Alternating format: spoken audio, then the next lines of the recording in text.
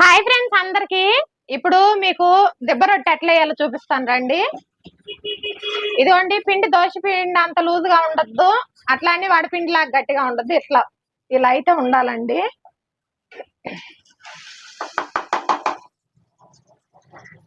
ఒక 2 గంటల పిండి అయితే వేస్తున్నాను.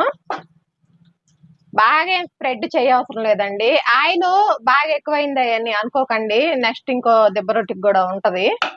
ఇదిగోండి, ఇలా సిమ్లో పెట్టి మూత పెట్టేయాలి ఫ్రెండ్స్. ఇలా మూత పెట్టి సిమ్లో పెట్టి ఉడికించుకోవాలండి. ఇలా పొంగిద్ది. ఇలా పొంగిన తర్వాత ఇలా నిదానంగా తిప్పుకోవాలి. తిప్పుకొని మళ్ళీ సిమ్లో మూత పెట్టి కొంచెం సేపు ఉడికించుకొని తీసేసుకోవడమే. చాలా హెల్దీ ఫుడ్ అండి, మీరు కూడా ట్రై చేయండి. హాయ్ ఫ్రెండ్స్ అందరికి. ఇప్పుడు మీకు దిబ్బ రొట్టె ఎట్లా వేయాలో చూపిస్తాను రండి.